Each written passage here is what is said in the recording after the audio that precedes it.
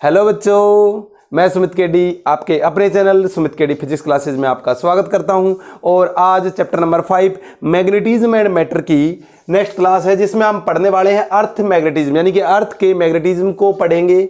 अर्थ के मैग्नेटिज्म से पढ़ने से पहले मैं आपको एक छोटी सी बात रिवाइज करवाना चाहूंगा कि जो मैग्नेट आया कहां से था। तो 600 ईस्वी पूर्व, यानी कि 600 BC 600 ईस्वी पूर्व एक आइलैंड था, ग्रीस का आइलैंड था।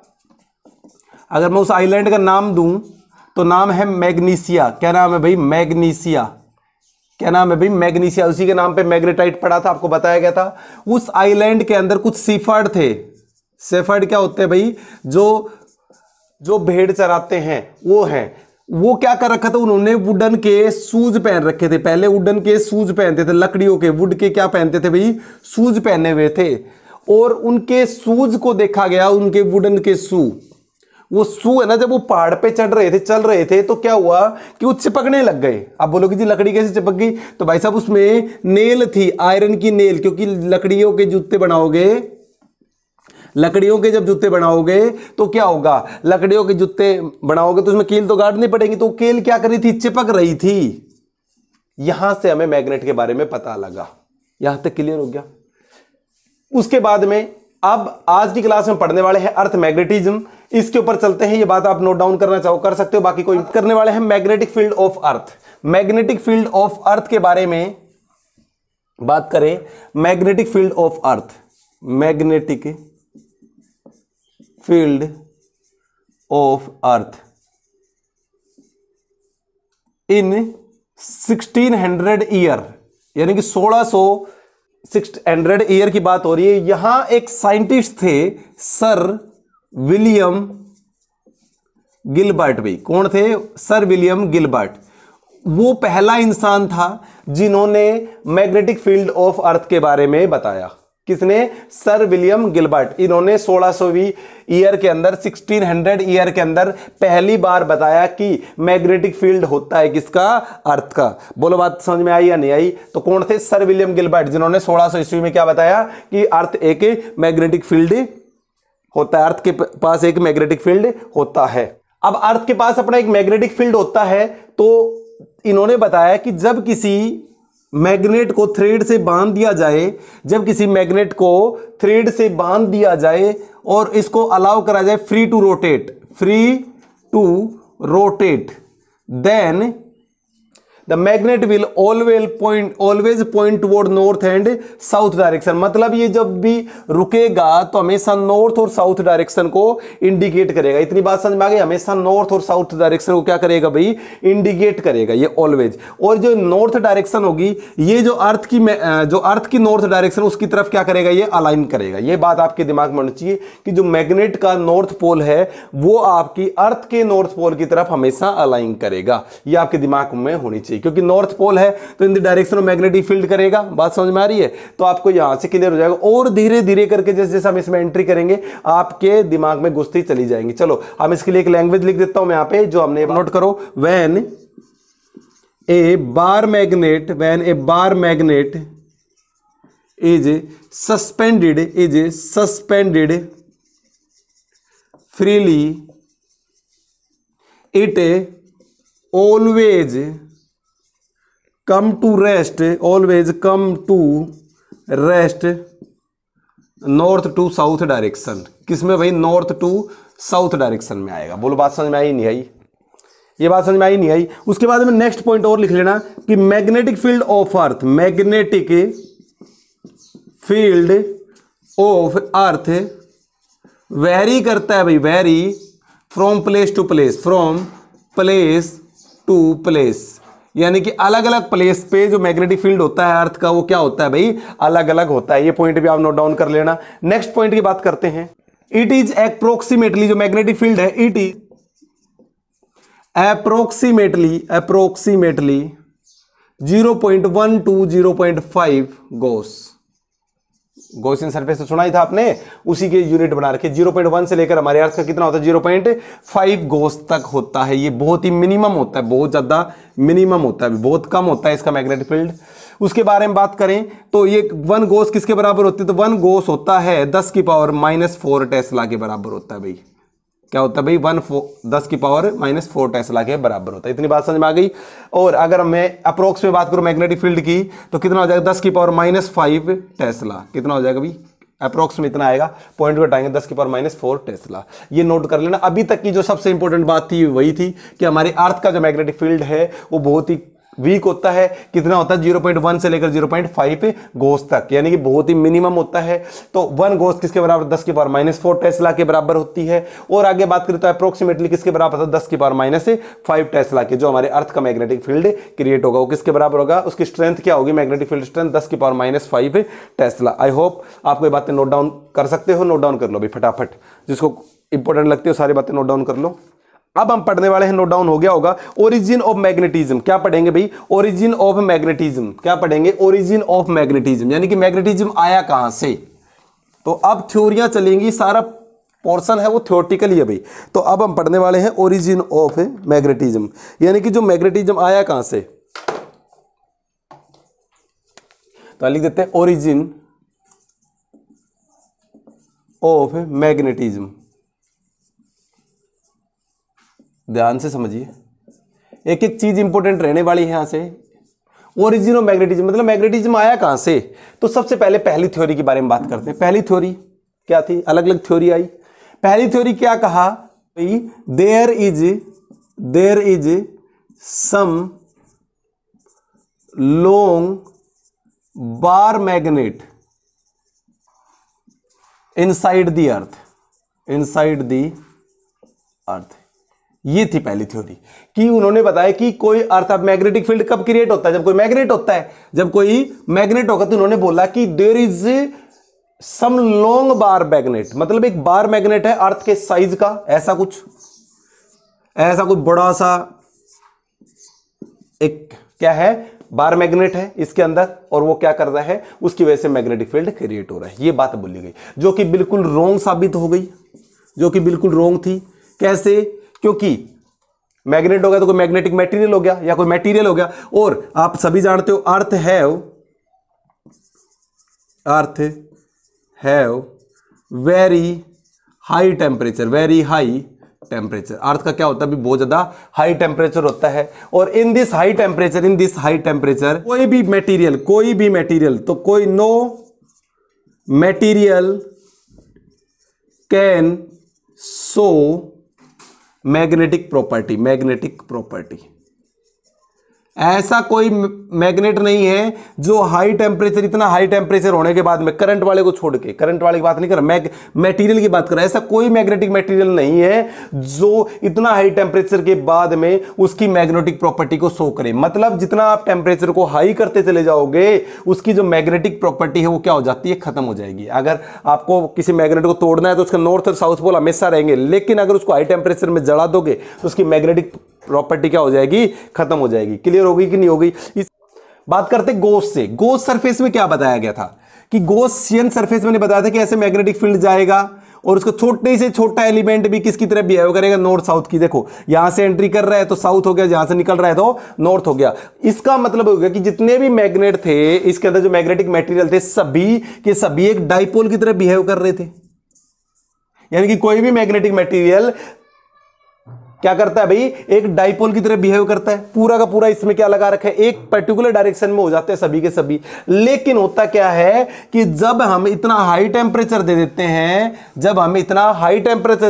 हैं, तो ये जो डाइपोल थे ये डिफरेंट डायरेक्शन में हो जाते हैं। जब डिफरेंट डायरेक्शन में हो जाएंगे तो उनकी प्रॉपर्टी क्या हो जाएगी, जो मैग्नेटिक प्रॉपर्टी हो जाएगी वो क्या हो जाएगी भाई, लूज हो जाएगी भाई। प्रॉपर्टी क्या हो जाएगी, लूज हो जाएगी। बोलो बात समझ में आई या नहीं आई। तो पहले क्या हो रहा था, डाइपोल थे वो क्या हो रहे थे, एक पर्टिकुलर डायरेक्शन में थे। लेकिन जब आपने इतना हाई टेम्परेचर दे दिया, जब आपने इनको इतना हाई टेम्परेचर दे दिया तो क्या हो गया, वो एक पर्टिकुलर डायरेक्शन में जो अलग अलग अपनी रैंडम डायरेक्शन में हो गए। कोई डाइपोल इधर जा रहा है, कोई डाइपोल इधर जा रहा है, क्योंकि सभी एक मटेरियल किसका बना, छोटे छोटे पार्टिकल का तो बना हुआ है, डीएस एलिमेंट का, गॉस में आपने पढ़ा था। तो वो सभी रैंडम डायरेक्शन में जल जाएंगे। तो हम कह सकते हैं कि उनकी मैग्नेटिक प्रॉपर्टी क्या हो गई भाई, लूज हो गई। तो आपको समझ में आ गया कि हाई टेम्परेचर मैग्नेटिक प्रॉपर्टी कैसे लूज आती है। तो ये थ्योरी तो बिल्कुल ही फ्लॉप हो गई। अब चलते हैं दूसरी प्रॉपर्टी पे। अब चलेंगे हमें दूसरी प्रॉपर्टी, जो दूसरा ओरिजिन इसका माना गया है, दूसरी थ्योरी जो मानी गई है उस प्रॉपर्टी पे चलते हैं। उन्होंने क्या बोला भाई दूसरी थ्योरी में। दूसरी थ्योरी थोड़ी सी अच्छी है। देखो ये अभी भी रिसर्च का टॉपिक है, ओरिजिनो मैग्नेटिज्म। आज तक अभी तक इसके बारे में एक्सपेरिमेंट ही चल रहे हैं, अभी तक कंफर्मली कुछ नहीं पता भाई। ठीक है, अभी रिसर्च चल रही है। अगर आप चाहो तो आप भी रिसर्च करके बढ़ सकते हो कुछ इस क्षेत्र में। तो आपको एक स्कोप बता दिया है कि आप चाहो तो इस क्षेत्र में जाओ, इसके ऊपर रिसर्च करो, नोबेल प्राइज मिल जाएगा। ठीक है, क्योंकि अभी तक इसके बारे में कुछ नहीं पता है। दूसरी थ्योरी क्या है, जो दूसरी थ्योरी के बारे में the metallic molten fluid inside earth. Metallic molten fluid का मतलब हो गया, यहां पे अगर हम एग्जांपल की बात करें, एग्जांपल की अगर हम बात करें तो कौन कौन से हैं, आयरन हमारे अर्थ के अंदर, निकल, ये एग्जांपल की बात करो मैं, आयरन निकल, ये क्या है, मोल्टन फ्लूइड इनसाइड द अर्थ है। क्या करता है भाई, रोटेट करता है, रोटेट करता है, रोटेट अलोंग दी अर्थ। जैसे जैसे अर्थ घूम रही है, जो ये मेटल का जो मोल्टन है वो भी क्या कर रहा है भाई, मोल्टन फ्लूइड है वो भी क्या कर रहा है, घूम रहा है। क्या कर रहा है भाई, घूम रहा है। जैसे कि मान लो ये हमने एक अर्थ ली, ऐसे घूम रही है अर्थ, तो इसके अंदर जो लिक्विड है वो भी कैसे कैसे घूम रहा होगा, ऐसे करके घूम रहा होगा। बोलो समझ में आई नहीं आई? यहां तक क्लियर हो गई कि इसके अंदर जो लिक्विड भरा हुआ है, ये जो मोल्टन लिक्विड है, मोल्टन लिक्विड बताया, ये क्या हो रहा होगा भाई, घूम रहा होगा। इसके जैसे अर्थ से अर्थ घूम रही होगी, ऐसे ऐसे वे लिक्विड भी घूम रहा होगा। बोलो ये बात समझ में आई या नहीं आई? अब क्या होता है देखिए, at high temperature, at high temperature atom of these metals get ionised. क्या हो जाते हैं भाई, आयनाइज। क्योंकि जब ये घूमेगा तो इसके अंदर हाई टेम्परेचर की वजह से उनको एनर्जी मिल जाएगी और वो क्या हो जाएगा, आयनाइज हो जाएगा। मतलब इनके एटम से कुछ इलेक्ट्रॉन्स क्या कर जाएंगे भाई, जंप करके चले जाएंगे। जंप करके चले गए, जब इलेक्ट्रॉन जंप करके चले गए तो इन पे कैसा चार्ज आ गया, पॉजिटिव चार्ज आ गया। और जब आपको पता है जब सर्कल में कोई पॉजिटिव चार्ज घूमता है, flow of charge per unit time, flow of charge per unit time is called current. तो ये क्या बनाता है भाई, करंट बनाता है। क्या बनाता है, करंट बनाता है। बोलो समझ में आई नहीं आई? कि जब इतना टेम्परेचर हो जाता है तो द मेटल गेट है आयोनाइज्ड, वो मेटल वो क्या हो जाती है, आयोनाइज्ड हो जाती है। और वो आयोनाइज होने की वजह से ये तो चले गए, इलेक्ट्रॉन भाग गए, ये पॉजिटिव चार्ज आ गया। अब ये कौन घूम रहे हैं, यहाँ पे चार्ज घूम रहे हैं। कौन घूम रहे हैं, charge are rotating, charge are rotating in along the earth surface. तो ये क्या बनेगा, जब ये मूव करेगा तो करंट बनेगा, क्योंकि flow of charge per unit is called current. और अब जब करंट मूव करता है, देखिए जब करंट मूव करता है, याद करिए जब करंट मूव करता है तो एक मैग्नेटिक फील्ड क्रिएट होता है। राइट हैंड का रूल लगाइए, ऐसे लगाया मैग्नेटिक फील्ड, ये ऐसे गया ना आउट, ये ऐसे जा रहा है। यहां से आप करंट को देखिए, करंट ऐसे जा रहे हैं, करंट की डायरेक्शन में ऐसे लगाइए बाहर। तो यानी कि आप कह सकते हो मैग्नेटिक फील्ड कुछ इस प्रकार से लग रहा होगा।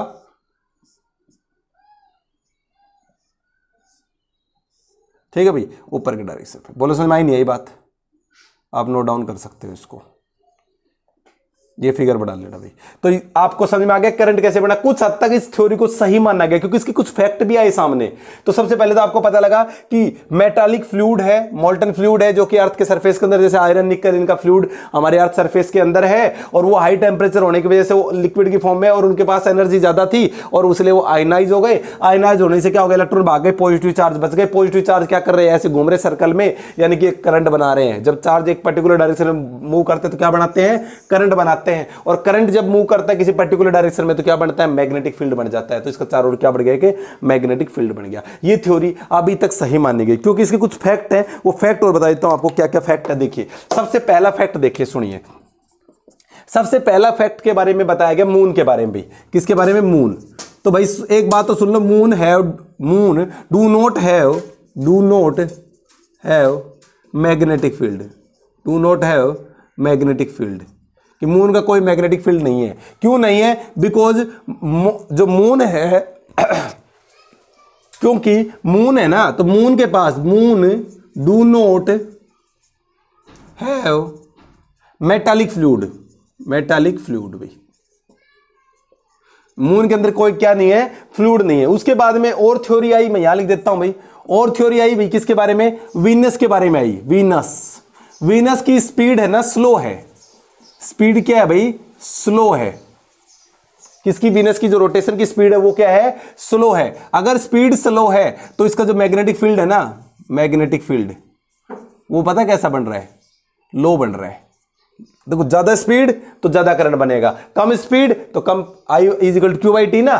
तो इसलिए स्पीड स्लो होने की वजह से वीनस में जो मैग्नेटिक फील्ड है वो क्या बढ़ता है? कम बढ़ता है। यहां क्यों नहीं बढ़ा? क्योंकि इनके पास कोई do not have magnetic field. Do not have magnetic field की जगह पे ये लिख दो, do not have magnetic fluid, या do not have metallic fluid कर देना भाई, मेटालिक फ्लूइड इनसाइड सरफेस। ठीक है भाई, इसके सरफेस के अंदर कोई मेटालिक फ्लूइड नहीं है, मेटालिक फ्लूइड नहीं होता मून के अंदर, इसीलिए तो मैग्नेटिक फील्ड नहीं बढ़ता। बोलो बात समझ में आई नहीं आई? तो ये एक तो ये फैक्ट हो गया भाई। दूसरा फैक्ट हमने बताया कि जो वीनस है वो क्या है, उसकी स्पीड क्या है भाई? स्लो है। वीनस की स्पीड क्या है? स्लो, रोटेशन स्लो स्लो करता है, इसलिए उसका मैग्नेटिक फील्ड भी क्या बन गया? लो बन गया। उसके बाद में एक प्रॉपर्टी और नोट डाउन कर लेना कि उसके बाद में आता है एक जुपिटर भाई। क्या है? जुपिटर। जुपिटर के बारे में बताया जाता है कि इसकी जो स्पीड है ना सबसे फास्ट है भाई। स्पीड क्या है? सबसे फास्ट है, यानी कि सबसे फास्ट रोटेशन कर सकता है, ये सबसे फास्ट रोटेशन करता है भाई, फास्ट रोटेशन करता है, इसलिए इसका जो मैग्नेटिक फील्ड होगा ना वो भी सबसे फास्ट बनेगा भाई, सबसे फास्ट बनेगा। बोलो बात समझ। तो ये जो थ्योरी थी इसको खुद हद तक क्यों सही माना गया? देखो सबसे पहले हमने क्या माना कि एक मेटालिक मोल्टन फ्लूइड है भाई अर्थ के अंदर, यानी कि जब इतना हाई टेम्परेचर तो जो आयरन है, लोहा है, वो पिघल गया होगा, पिघल गया होगा तो अर्थ घूम रही है, तो उसके अंदर वो जो लिक्विड है वो भी घूम रहा होगा, लिक्विड घूम रहा होगा तो उसके पास क्या होगी? आयोनाइजेशन एनर्जी आ गई, इलेक्ट्रॉन जंप कर गए होंगे, उसके पास बच गए पॉजिटिव चार्ज घूमेंगे, घूमने से क्या बनेगा? करंट बनेगा। इतनी बात क्लियर हो गई, करंट बन गया, इतनी बात थ्योरी हो गई। फिर इसके कुछ और फैक्ट देखे गए, जैसे मून के बारे में, मून के अंदर कोई मेटालिक फ्लूइड ही नहीं है, मून के जो सरफेस है उसके अंदर क्या नहीं है? मेटालिक फ्लूइड नहीं है, इसलिए हमने क्या कहा कि moon do not have metallic fluid, moon के पास कोई मेटालिक फ्लूइड नहीं है। तो मेटालिक फ्लूइड नहीं है तो क्या कहा इसके बारे में? Moon do not have metallic fluid. तो इसलिए हमने क्या बताया? इसके कोई भी मैग्नेटिक फील्ड भी नहीं है, मैग्नेटिक फील्ड भी नहीं है, कोई मैग्नेटिक फील्ड नहीं है। बोलो बात समझ में नहीं? ऊपर लिख रखा था, पहले उल्टा सीधा लिख रखा था, कोई दिक्कत नहीं। चीज वही है कि भाई अगर आपका मेटालिक फ्लूइड नहीं है तो मैग्नेटिक फील्ड भी नहीं होगा, अगर मेटालिक फ्लूइड है तो मैग्नेटिक फील्ड है। इस बात से ये बात साबित नहीं हो रही है। चलो और साबित नहीं हुई तो वीनस से लगा लिया, क्योंकि घूमने से हमने बताया ना, घूमने से करंट बन रहा है, तो स्पीड स्लो थी तो मैग्नेटिक फील्ड स्लो हो गया, ये बात भी प्रूव करती है। जुपिटर के बारे में देखा, उसकी स्पीड फास्ट है तो उसका जो मैग्नेटिक फील्ड है वो भी फास्ट है, ज्यादा है। तो यानी कि फैक्ट सही करती है, लेकिन हम ये नहीं कह सकते कि 100% श्योर है, ये 100% श्योर है, लेकिन आपके अकॉर्डिंग बिल्कुल एक्यूरेट है। नोट डाउन कर लो इसको फटाफट। अब हम बात करते हैं magnetic field line of earth. किसकी बात कर रहे हैं? Magnetic field line of earth. किसकी बात कर रहे हैं भाई? Magnetic field line of earth. आप ध्यान से एक चीज को समझते चले जाना, magnetic field line of earth किसकी बात कर रहे हैं भाई? Magnetic field line of earth, magnetic lines of earth. देखिए भाई क्या समझते हैं हम लोग, ये हमारी एक अर्थ है, थोड़ा सुथरा बढ़ा दे,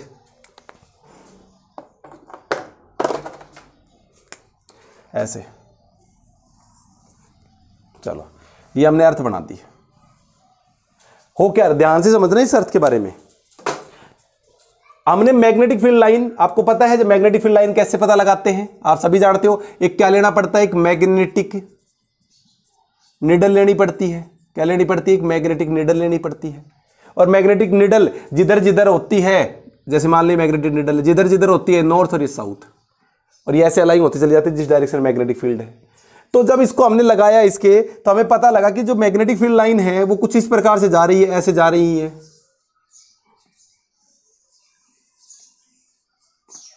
समझ रहे हो? कुछ इस प्रकार से जा रही है, ऐसे ही ये एक दूसरे को काटेंगे नहीं भैया, थोड़ा कट भी जाए तो ध्यान देना। कैसे जा रही है आपको समझ में आ गया होगा। ये इस प्रकार से ऊपर की तरफ,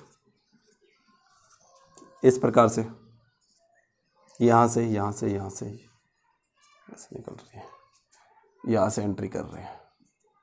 बोलो बात समझ में आई नहीं आई। अब आप देख क्या रहे हो कि यहां से मैग्नेटिक फील्ड लाइनें निकल रही है। निकल किससे रही है? हमेशा मैग्नेटिक फील्ड लाइन कहां से निकलती है आप सभी जानते हो, नॉर्थ से निकलती है। ये हमने जब इमेजिन करा, इसको रखा मैग्नेटिक निडल को, तो हमें जैसे जैसे उसकी घूमती रही सुई, वैसे वैसे हमें पता लगता रहा कि मैग्नेटिक फील्ड लाइन ऐसे जा रही है। जिस डायरेक्शन में जा रही होती है, डायरेक्शन को इंडिकेट करने के लिए कौन सी डायरेक्शन हो जाएगी? नॉर्थ। भाई जिस डायरेक्शन में नॉर्थ होगा वही डायरेक्शन है। नॉर्थ ऐसे घूमता गया और जैसे जैसे घूमता रहा तो वैसे वैसे हम भी घूम गए और ये बन के तैयार हो गया। तो आपने क्या इमेजिन करा? यहां पे एक इमेजिन करा कि एक मैग्नेट है। क्या इमेजिन करा यहां पे? ध्यान समझिए। इमेजिनरी एक मैग्नेट माना गया, जो पहली थ्योरी थी उसकी तरह, लेकिन ये सही नहीं है, आपको मानना नहीं है। एक बार के लिए समझ लेते हैं, एक बार समझ लेते हैं कि एक इमेजिनरी मैग्नेट है। ये क्या है? एक इमेजिनरी है भाई। इमेजिन कर लिया हमने। क्या कर लिया? एक इमेजिन कर लिया कि एक मैग्नेट है और उस मैग्नेट में देखो ये इधर से निकल रहे हैं, तो यहां लगाएंगे हम नॉर्थ और यहां क्या लगाएंगे भाई? साउथ। यहां से नॉर्थ से निकल रहा होगा और साउथ से जा रहा होगा। बात समझ में आई? अब दूसरी बात, सुई को हम लगाते गए, अगर मैंने सुई को यहां लेके गया तो नॉर्थ इधर इंडिकेट कर रहा था, साउथ इधर इंडिकेट कर रहा था। जब मैंने यहां लेके गया इस वाली कंडीशन पे, तो ऐसे बनी सुई, नॉर्थ नीचे की तरफ आ गया, साउथ ऊपर की तरफ, इस तरह से नॉर्थ आ गया। यहां देखा बाहर की तरफ जा रही है, क्योंकि मैग्नेटिक फील्ड लाइन है कि डायरेक्शन में जाएगा तो नॉर्थ इधर, साउथ इधर। थोड़ा सा सीधा कर लो ऐसे, ये साउथ ये नॉर्थ, सॉरी ये साउथ और ये नॉर्थ, क्योंकि नॉर्थ की डायरेक्शन में जाता है नॉर्थ वाला पॉइंट, तो ऐसे, तो जिधर से निकल रही होती है। यहां देखा नॉर्थ, जिधर जा रहा है उधर हमने ऑब्जर्व करा, उधर पता लग गया। यहां लगाया तो यहां भी क्या पता लगा? नॉर्थ इधर, साउथ इधर, जिधर मैग्नेटिक फील्ड लाइन जा रही है। यहां तक आपको समझ में आ गया। तो जब हमने देखा तो ये जो पॉइंट आपको दिख रहा है जहां सीधा परपेंडिकुलर है, तो सीधा का सीधा नॉर्थ को इंडिकेट कर रहा है, तो इसका मतलब ये क्या है? ये क्या है? जब ये सीधा का सीधा खड़ा हो गया कि नॉर्थ को इंडिकेट कर रहा है कि भाई ये नॉर्थ है, ये किसको इंडिकेट कर रहा है? नॉर्थ की डायरेक्शन में। तो ये इस पोल को नाम दिया गया नॉर्थ। क्या नाम दिया गया भाई? नॉर्थ। इसका नाम दिया गया मैग्नेटिक नॉर्थ पोल। क्या नाम दिया गया भाई? Magnetic north pole. इस पॉइंट को क्या नाम दिया गया भाई? Magnetic north pole. ऐसे ये एक पॉइंट होगा, यहां तो सीधी की सीधी क्या दिख रही है? साउथ है। इस पॉइंट को नाम दिया गया मैग्नेटिक साउथ पोल भाई। क्या नाम दिया गया? Magnetic south pole. बात समझ में आई नहीं आई? जहां ये सीधा इंडिकेट कर रही है साउथ, सीधा इंडिकेट कर रहा है भाई ये साउथ है, जिस डायरेक्शन में साउथ हो साउथ है।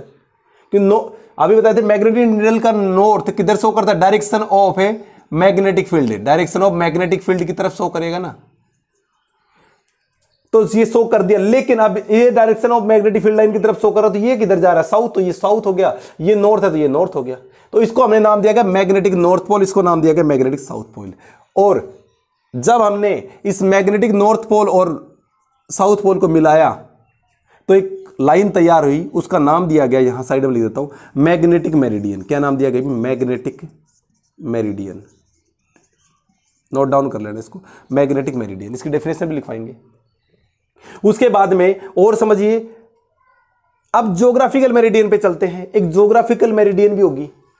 ज्योग्राफिकल यानी कि ज्योग्राफिकल मेरिडियन वो मेरिडियन होती है जहां से हमारी अर्थ रोटेट कर रही है, जहां से हमारी जिस एक्सिस पे हमारी अर्थ रोटेट कर रही है, तो हमें पता लगता है कि ये वो एक्सिस है।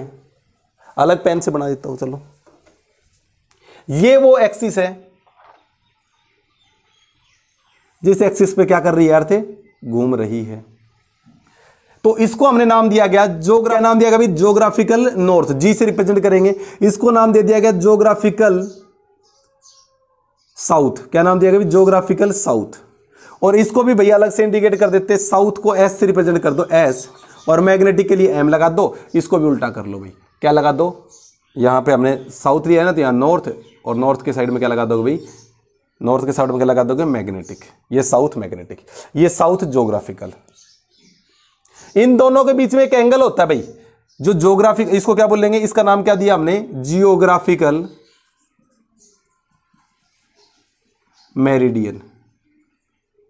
Geographical meridian. और जो एंगल है इसके बीच में, कई किताबें 20 दिखाती हैं, कुछ 11.3 डिग्री दिखाते हैं भाई। आप एक्यूरेट डाटा अपने हिसाब से लिख सकते हो, बाकी अप्रोक्स में 20 लिखते हैं, बाकी इसका डाटा कितना बताया कि भाई 11.3 डिग्री, कई किताबें 20 भी दिखा देती हैं।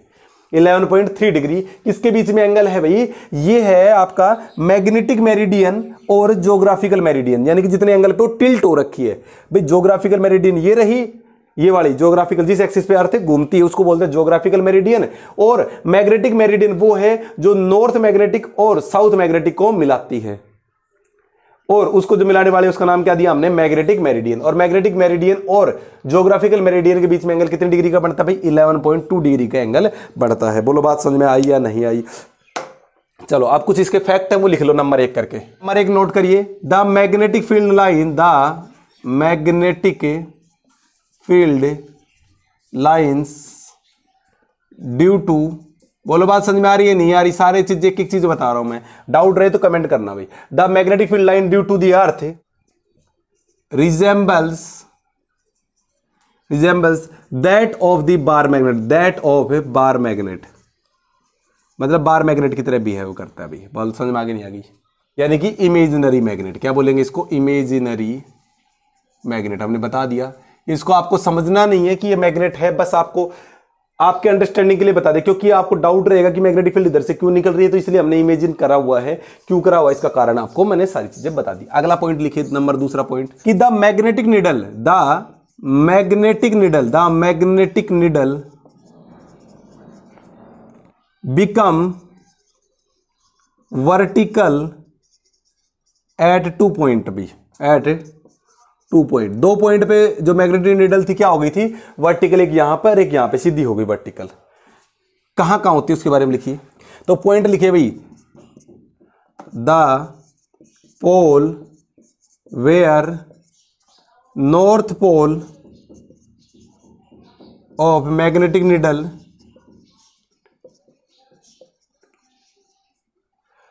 The pole where north pole of magnetic needle vertically downward भी, वर्टिकली डाउनवर्ड,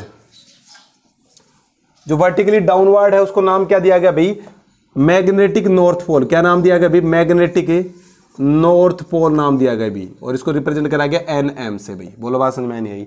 इसी प्रकार से similarly the pole where south pole of magnetic needle vertically upward, south ऊपर की तरफ हो रही है ना साउथ पोल, वर्टिकली अपवर्ड, तो मैग्नेटिक साउथ पोल उसका नाम क्या दिया गया? Magnetic south pole. बोलो बात समझ में आई या नहीं आई? करके नोट कर लो, यहां नोट कर लो 3rd पॉइंट। चलो यहां 3rd पॉइंट क्या है? 3rd पॉइंट और नोट कर लो भाई।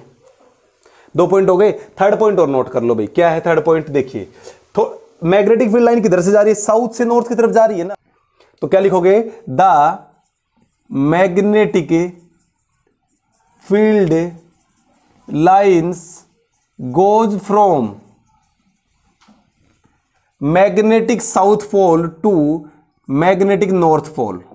आपको तो पता है, बाकी हमें लिखना पड़ेगा साउथ से कहां जा रही है? नॉर्थ, जबकि आप जानते हो नॉर्थ से साउथ जाती है। क्यों जाती है? कारण आपको दिख रहा है, मैग्नेटिक इमेजिनरी मैग्नेट है, ठीक है ना। आउटसाइड, या लिख देना outside the earth surface, outside the earth surface. बोलो बात समझ में आई या नहीं आई? फटाफट इसको नोट डाउन करिए भाई, ठीक है बेटा, फटाफट नोट डाउन करते हैं, उसके बाद में चलते हैं आगे। हो गया भाई? चलो अब करते हैं कुछ, अब ये सारा डायग्राम मैं मिटा रहा हूं, दोबारा बनाऊंगा डायग्राम, चिंता मत करो, क्योंकि बिना डायग्राम के तो कुछ है ही नहीं इसमें। चलिए अब हम कुछ डेफिनेशंस कवर कर लेते हैं। लिखेंगे मैग्नेटिक एलिमेंट, क्या लिखोगे heading? Magnetic element of earth. सबसे पहले नंबर पे लिखेंगे मैग्नेटिक एक्सिस, मैग्नेटिक अभी बताया था एक्सिस। लिखोगे the line joining North Pole and South Pole of a freely suspended magnet, suspended magnet is called magnetic axis. अगर आप ऊपर से लाइन का से मोड़ते हो तो एक डायरेक्शन नॉर्थ और एक साउथ, अभी समझाई थी ना कि अर्थ है, अर्थ का जो ऊपर वाला हिस्सा नॉर्थ और नीचे वाला साउथ, क्योंकि जो जब फ्रीली सस्पेंड करोगे तो क्या हो जाएगा, एक साइड नॉर्थ और एक साउथ, उस ऐसे जब उसको फ्री करोगे तो ये हो गया नॉर्थ और ये हो गया साउथ। तो नॉर्थ और साउथ को जो मिलाएगी लाइन उसको हम क्या बोलेंगे भाई, मैग्नेटिक एक्सिस। ये जो है ये क्या है भाई, ये कि मैग्नेटिक एक्सिस बढ़ गया, ये क्या है कि मैग्नेटिक एक्सिस है। क्या है, एक मैग्नेटिक एक्सिस, क्योंकि ये किस किस के बीच में आ रहा है, मैग्नेटिक नॉर्थ पोल और मैग्नेटिक साउथ पोल के लाइन को ज्वाइन करवा रहा है। बोलो समझ में नहीं आई। दूसरी डेफिनेशन और नोट कर लो, जियोग्राफिक एक्सिस, ठीक है भाई। दूसरी पॉइंट है, एक हो गया मैग्नेटिक एक्सिस और दूसरा क्या बताया, geographic axis. The axis about which earth rotate in A geographic axis,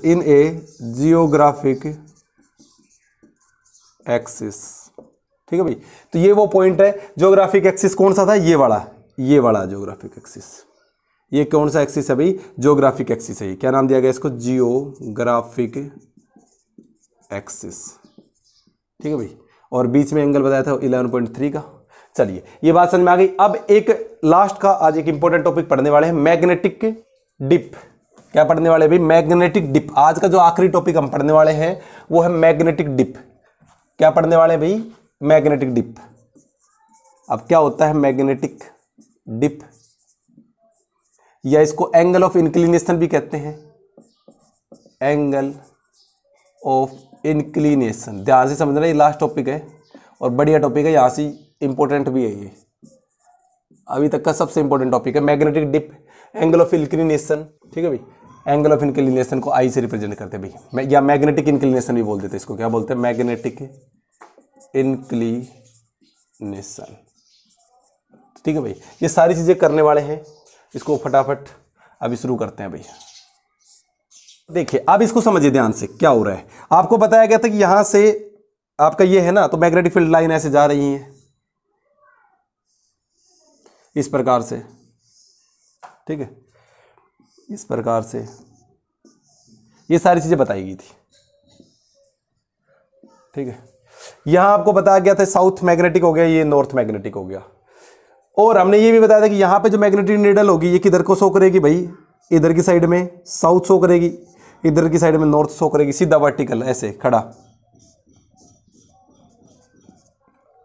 ऐसे इधर की साइड में अगर करेंगे तो ये नॉर्थ शो करेगी और ये साउथ बताया था।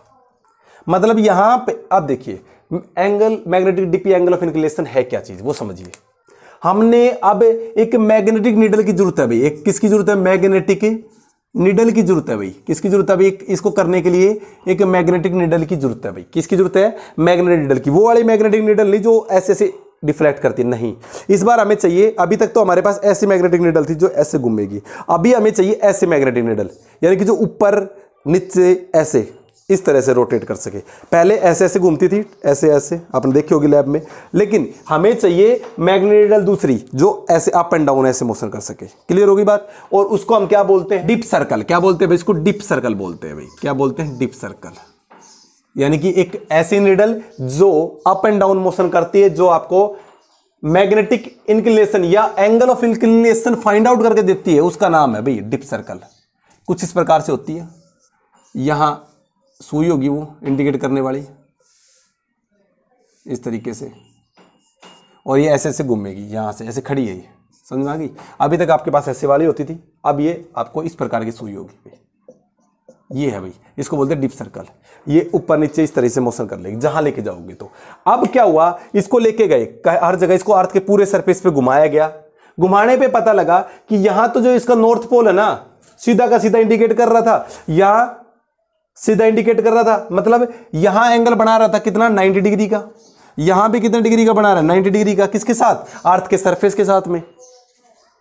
कितने डिग्री का भाई, 90 डिग्री का बना रहा था, क्योंकि अर्थ का सरफेस ये रहा, अर्थ का सरफेस कुछ इस प्रकार से है और वो सुई सीधी की सीधी ऐसे, तो कितने डिग्री का एंगल बन रही है, 90 डिग्री का। ऐसे ही वो भी सीधी जा रही है तो कितने डिग्री का, 90। यहां देखेंगे तो सुई ऐसे हो गई तो पैरेलल हो गई ना, तो यहां पे कितने डिग्री का बढ़ रहा है, 0 डिग्री का। तो हमें ये बात पता लग गई। तो हम पहले तो दो डेफिनेशन लिख देते हैं, एक तो मैग्नेटिक डिप की डेफिनेशन क्या है, फिर इसके बारे में लिखते हैं कि यहां कितने डिग्री का एंगल बढ़ता है, 0 का, और यहां 90 डिग्री का। तो ये याद होना चाहिए कि यहां पोल पे कितने डिग्री का एंगल बढ़ता है, 90। कई बार क्वेश्चन पूछ लेता है कि एंगल ऑफ इंक्लिनेशन कितना बनता है पोल के ऊपर, तो आंसर है 90 डिग्री।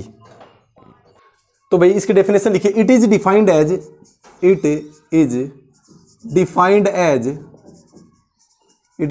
एज द एंगल विच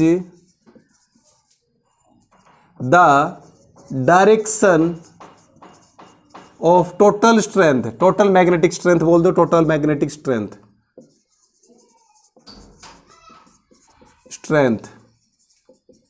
ठीक है भाई। आगे देख, of earth magnetic field, of earth magnetic field make with horizontal line in a magnetic meridian. इसको एक बार दोबारा से समझिए भाई, क्या कहा, देखिए ध्यान समझिए। आपने सरफेस ये लिया, सुई वो वाली लगाई, क्या करेगी, नॉर्थ की तरफ वो क्या करेगी, मैग्नेटिक फील्ड की डायरेक्शन में जाएगी, तो नॉर्थ पोल उसका जो भी है ऐसे हो जाएगा। यहां लगाओगे तो नॉर्थ पोल कैसे हो जाएगा, ऐसे घूम जाएगा। वो वाली सुई का ध्यान दीजिए, ऐसे खड़ा हो जाएगा, नहीं हो जाएगा। तो यहां किसके सरफेस के साथ में, इसका सरफेस ऐसे, इसका सरफेस ऐसे, सरफेस के साथ में, यही तो बोला है हॉरिजॉन्टल लाइन के साथ में, इसको सरफेस को हॉरिजॉन्टल लाइन इंडिकेट करा गया है, समझ रहे हो। तो अब क्या हो रहा है कि मान लो सुई हमने यहां रखी थी, ये वाली सुई, सरफेस को यहां कंसिडर करो, तो सरफेस से क्या करेगी, मान लो मैग्नेटिक फील्ड लाइन इतनी झुक गई, तो इसका डायग्राम आप ऐसे देख सकते हो कि भाई ये तो हो गया आपका हॉरिजॉन्टल सरफेस, और हॉरिजॉन्टल सरफेस से आपका क्या झुक गई, एक मैग्नेटिक नीडल झुक गई, जितनी भी डिग्री पे झुकी, ये झुक गई।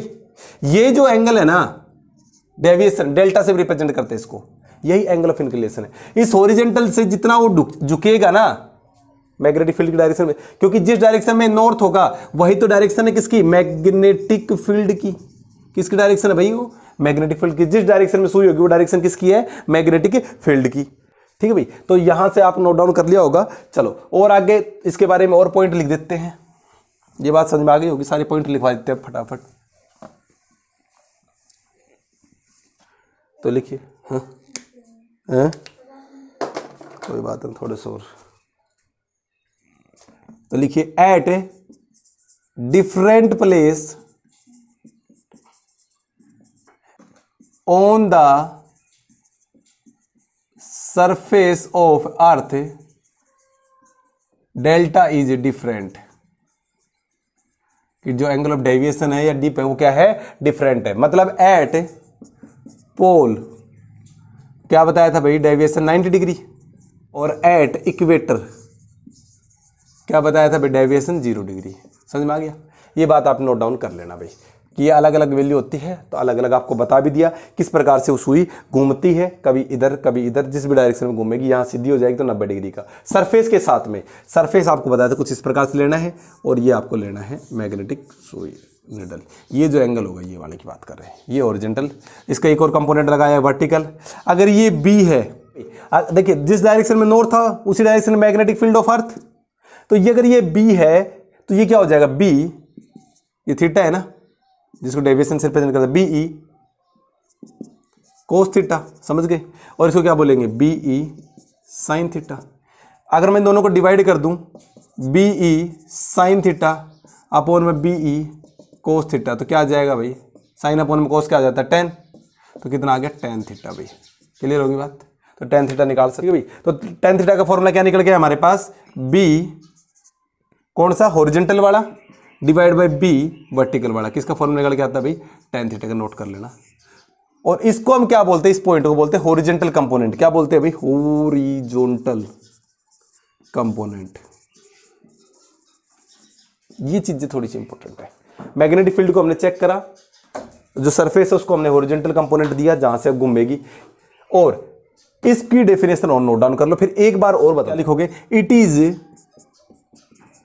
The component